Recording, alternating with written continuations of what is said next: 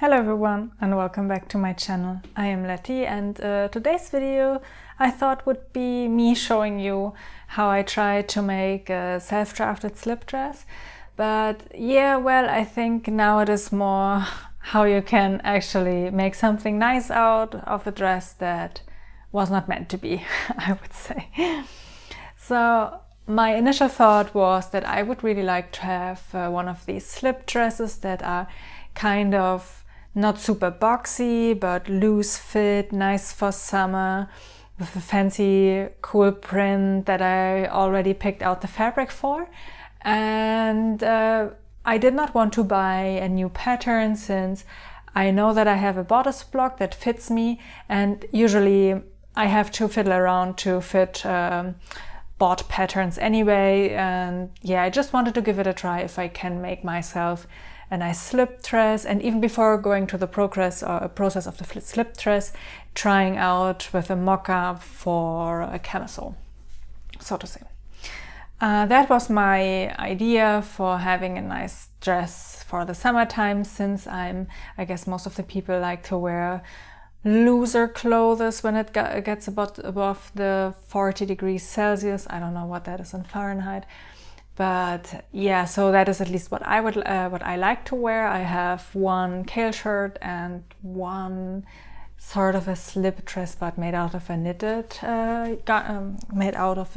fabric that I really like to wear during the summer times, and also some other dresses. But I noticed I don't have anything like a slip dress, and I would really like to try it out with the fabric that I bought for that dress. So what I did was going into my bodice block and then adjusted that fit to a camisole, or also then later to fit for a slip dress. For the pattern construction, I used my basic bodice block, which has two darts. One is on the shoulder and one is the underbust dart. I started this with tracing off the center fold line, the beginning of the shoulder seam and also the shoulder dart, as well as the waistline, and I marked the beginning and the end of the waistline darts. I rotated the bodice at the dart point so that it closes up completely, and with that shoulder dart closed, I then basically traced the rest of the bodice outlines. In this video you can also see that I handled the second pattern piece. This was my initial attempt on drafting the camisole part of the dress. That didn't came out quite as I liked. I mean, it was a very good beginning, but I have to say it was just that little bit too big here and there. The neckline was already very good in my first draft, so I traced the neckline completely and used the notes that I have to redraft some of the parts of the side seam. My body had now only one dart below the bust, but I wanted some shaping with a dart going towards the side seam from the bust. To achieve that, I drew a line from the apex to the side seam with a slight angle.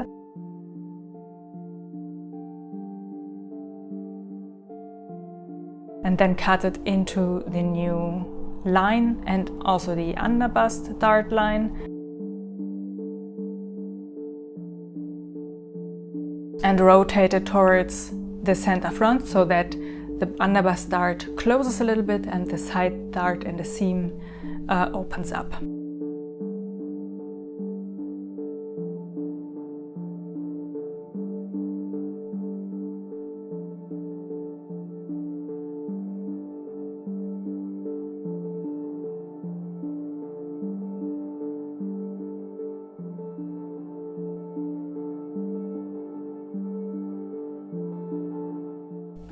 This was now my starting point to shape the front piece, and since I didn't want a very fitted dress, I did not use any shaping of the side seam to have enough ease.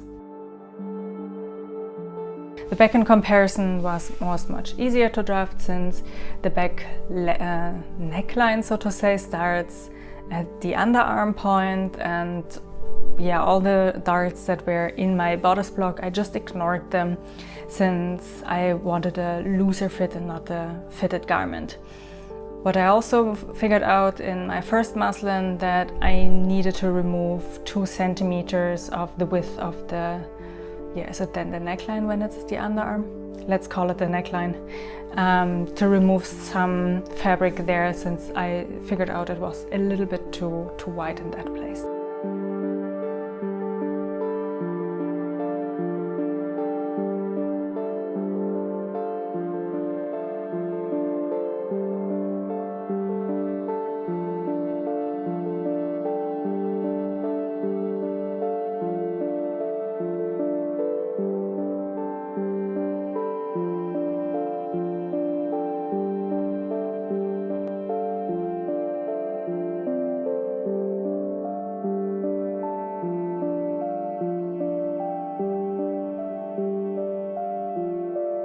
So after I made my second muslin for the camisole, I was confident enough that I now can progress with that pattern to make it into a dress. And I mean, I just elongated basically the bodice block down to the length that I wanted based on the one knitted dress that I have that is around, I think, mid-calf ankle length, something on those lines. I'm not sure exactly how long it is right now, but that was basically my starting point on the length. I just elongated that, and I was, yeah, okay, I will make that pattern now out of the fabric that I choose for. But I have to say, where's actually the fabric? You may notice I wear it. But yeah, I bought some cotton sateen here in Germany, and I saw the print and I really liked that print. I mean, next to black, I really like green fabrics and plants, so I choose this. I think it is leaf prints. It looks to me like a block print where many leaves are over one another. And yeah, so this was the fabric that I choose, but I knew it that I'm not 100%, not 100% sure after not after I bought it, but after I intended to use it, that I was not sure if that is maybe just that little bit too stiff for a slip dress or for a more floatier dress. And I debated forth and back if I should go ahead with that slip dress or if I should make a mock-up, or not a mock-up, but like more like a first version, but I only had viscose viscose wool and viscoses, and I think I do have some linens in my stash, so nothing that is quite of the same structure. And I was hesitant to cut into it since I knew it was expensive. I didn't want to ruin that fabric, but also I thought about it. I will definitely not try to, or I cannot even recreate the same look that I will get from this fabric. So I have to be confident now and just cut into it and have the courage to cut into the fabric and check if I can actually, yeah, make a dress out of that. So that is what I did. I cut into that fabric, and I noticed, so first of all, in the fabric, I not only did the camisole, the slip dress pieces, but I always intended to have that dress with some strings that I can tighten the dress around the waist. So I cut everything out, sewed the strings, and then basted the dress in place with the strings and tried it on with some makeshift straps. And the moment I put it on, I knew that that fabric is definitely not meant to be that kind of a dress. And I looked in the mirror. I really did not like the result, especially in the back, because I mean, I'm not 100% sure if you actually see it that well, how it is straight. Yeah, I don't know. You will see it in the video that I will insert from the dress, how it looked then. I had the impression that in the back it is more like a gift wrap, you know, that is wrinkly, not like smooth. It is more stiff, so it is too much structure in that fabric to be tied up. At least that is what I thought when I wore it. And of course I was super frustrated. That was expensive fabric. I did not want to waste that fabric as well. And I become frustrated for a moment, but then I thought, well, actually it's quite a good learning that I get here from that failure, so to say, because I knew that I liked the camisole when I did the mock-up, so I could easily transform that dress just into the camisole. And what I also noticed, and that is, I would say, a learning, that patterned fabric, it is too bright for me.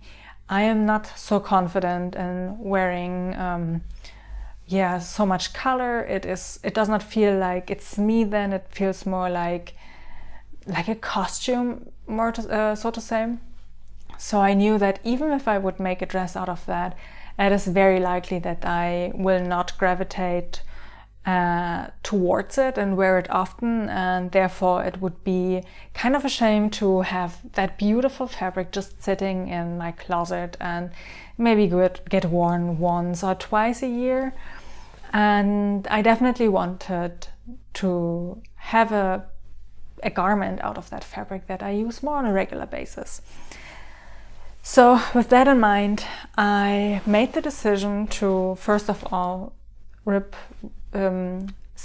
all the seams and cut the dress to the length that I wanted it to be, to have a camisole, the camisole that you see right now, which is, it feels like it's not really just a rectangle, but it feels like a super quick and easy make. You only have these two front and back, so two pattern pieces, the front and the back, and you sew it together in the side seams.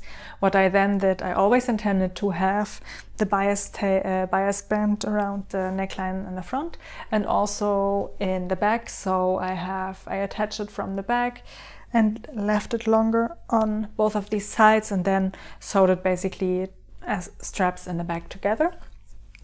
And yeah, it was a quick and easy make. I have to say the bias tape really didn't want to behave with that kind of fabric. I should have used the steaming function on my ironing to get it into place.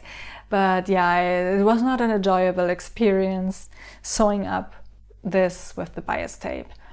So yeah, that was the first thing I wanted to do. And as you can see, I did. The second was, what do I do with the leftover fabric? I always wanted to have something that I can use on a regular basis, but I also don't want to have another shirt or another camisole out of that fabric.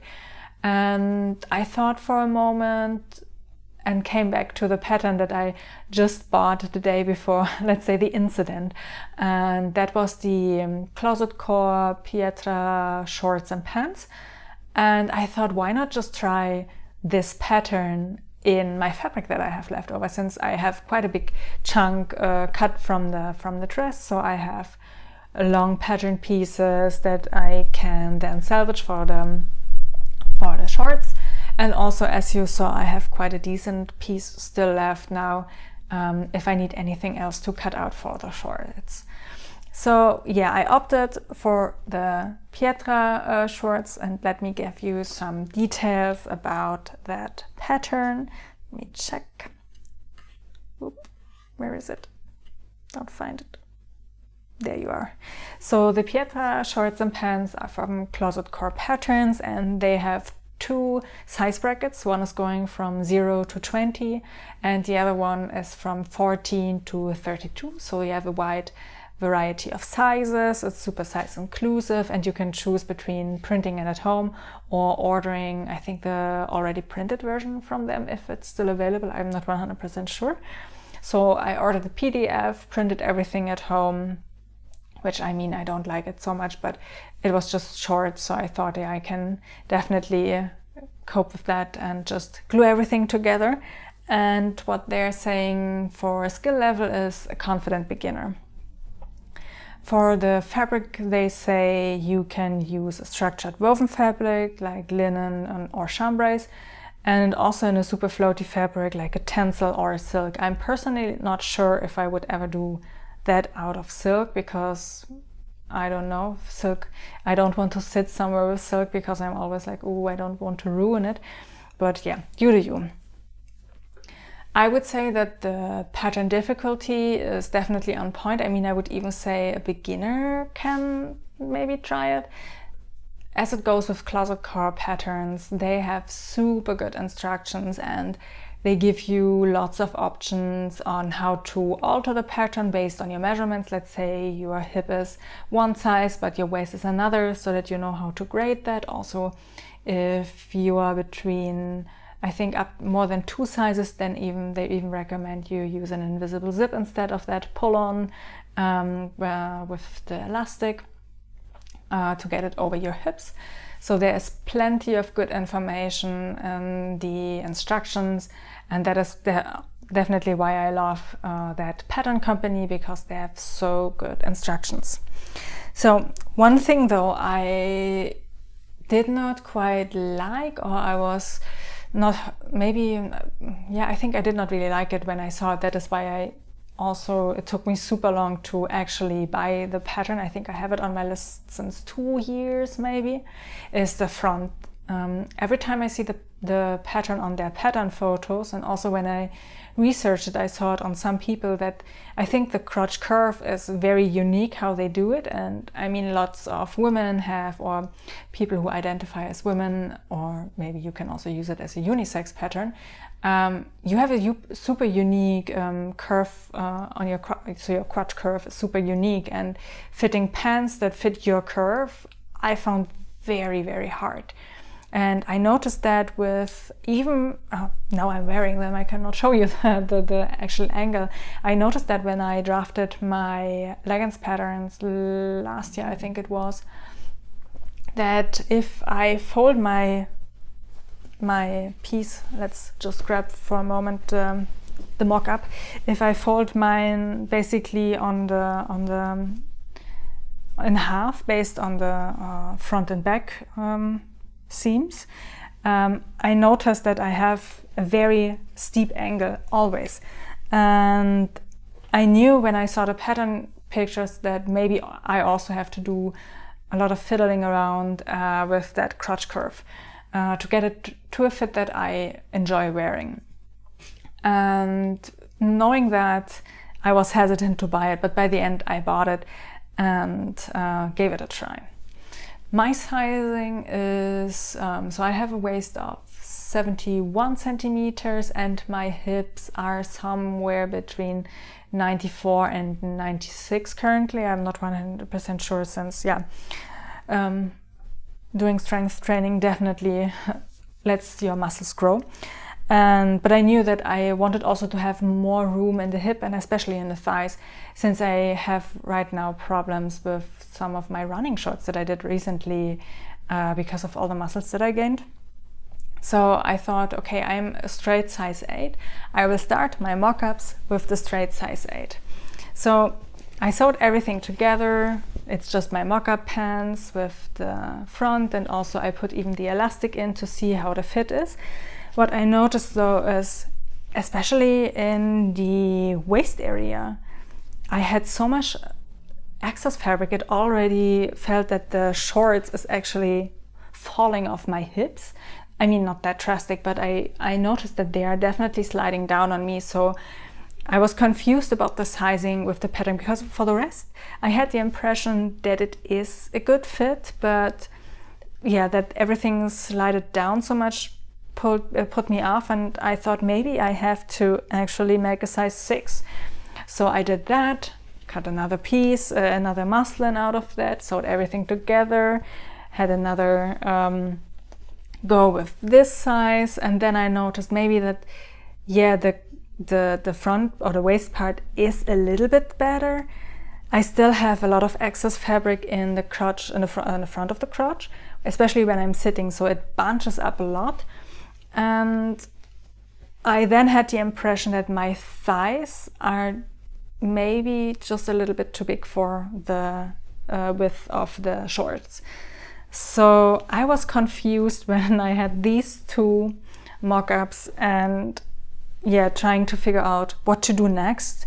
So I researched some more with, I think, on some blogs from people, and came across one person who said, oh, I noticed that there's a lot of excess fabric in the front, and she said she basically folded down the waist and checked if the fit gets better.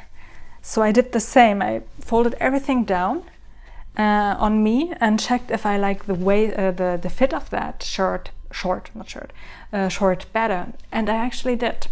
So I got out my pattern pieces for the size 8, and I removed, so this width of the the elastic band is around 5 centimeters, and I didn't want to remove so much fabric on all the other pieces, because you are also removing the fabric on the pocket size. So the pocket size also decreases then.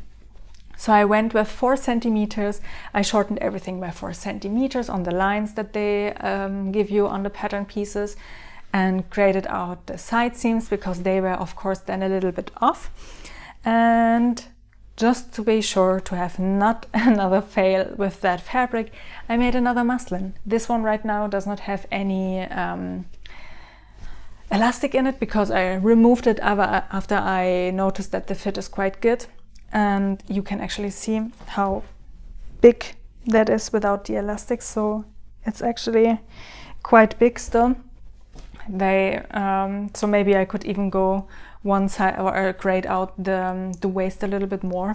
But yeah, I was happy with the fit of this short, and I also checked if the removal of the length from the crotch affects my short length, because I don't want to have like super cropped shorts that maybe flash something when you sit on your bike, or you have to grab something from the floor. I mean, I don't like that. I mean, who likes that? So I made sure that the length is still good, and then ventured into sewing the actual pattern in my fabric that was left over, which you will see here.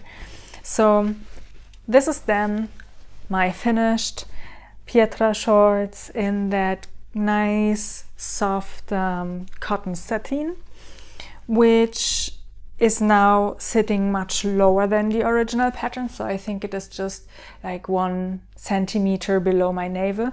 And I think the original then sits so much higher. What I also noticed with the other mock-ups, that when I squatted or just sat down, I noticed that I have this little dip in the rise of the back, that it's always going down a little bit. I noticed that, as I said, on all the other drafts that I did, and so I think I added 2 centimeters or 3 centimeters, maybe 4. I did not even write that down, but I have it. Of course, I see it in my pattern where I applied it. I think it was around 2 to 4 centimeters that I added to the back, and now you maybe see that this is much higher. So this is usually the case for me, that all my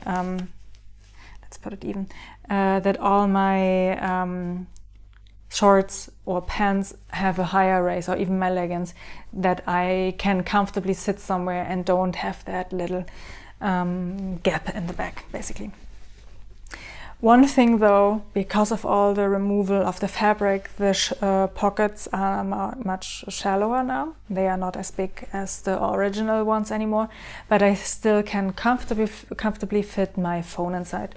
And usually I don't need much more for pockets on shorts, because I think I'm always carrying anyways a purse with me. So yeah, I'm super happy that I was able to rescue the fabric, because for a moment I was really sad that this fabric was gone, but now it's not. I have this awesome little set, but I have to say, I think I will never wear the set together, even though I made it for the video. But I had to focus to not laugh too hard, because for me this set looks like a pyjama. I mean, now if there's ever a pyjama party coming around soon, I definitely have a good matching outfit for that. But I think I would not be super confident wearing that in the outside. I mean, I really like it when other people are doing it. Some people have a very good taste in patterns and patterns on fabrics and what kind of patterns they are pairing together, that it looks like a super cool matching set. But for me, I think it's not something that I usually gravitate towards. But yeah, I'm super happy how these turned out. What I not did is actually sewing down the elastic band, I have to say I was just too lazy and afraid to having puckers in it. I don't know. So I left it raw, so to say, as it is. But it's also super, super snug into the casing, so nothing can turn around. And one thing that I did differently is, maybe I can show it with that pattern. I hope you can see it. So what Closet Core is asking you to is applying here your elastic in. So if, let's say, the fingers are the elastic, you are sewing it like this onto the casing. Onto these on the side seams in the seam allowance. But if I then flip it over, it gets bulky in that area, and to remove the bulk, I did not sew it like this, I sewed it like that, so that it is going in this direction. I hope that makes sense.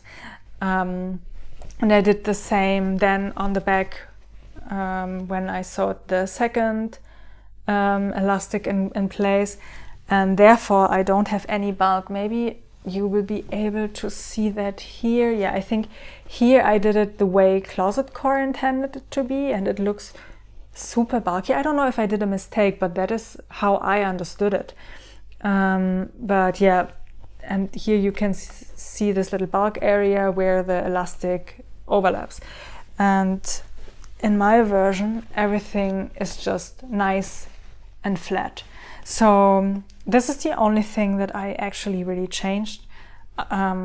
Everything else is as the instruction tell you to do it. And let me tell you, after having basically sewn 4 of these pairs, I think I can sew it even without the instructions now, because it's so easy to follow, easy to remember. And one thing I did in the inside to have a nicer edge for the facing that you have on the front, I used the salvage to not make another bias tape, and just sewed it together for the edge here, and basically like half a bias tape. And now everything inside looks also super neat and tidy. So yeah, absolutely happy how I was able to, how do you say? I mean, it was not like a mistake or a complete failure, because I think I learned something very valuable out of that. First of all, I never sewed with a fashion cotton sateen fabric before. I only have one of my side sleeping pillowcases that is a cotton sateen, but a much sturdier one that is definitely not made for fashion fabrics. I think it's more like an upholstery fabric. So that was the first time I ever sewed with a very, very nice cotton sateen, which I have to say I like the fabric, but maybe more for trousers or shorts in that sense. I think I will most likely not use it for any garments, like shirts or maybe a jacket.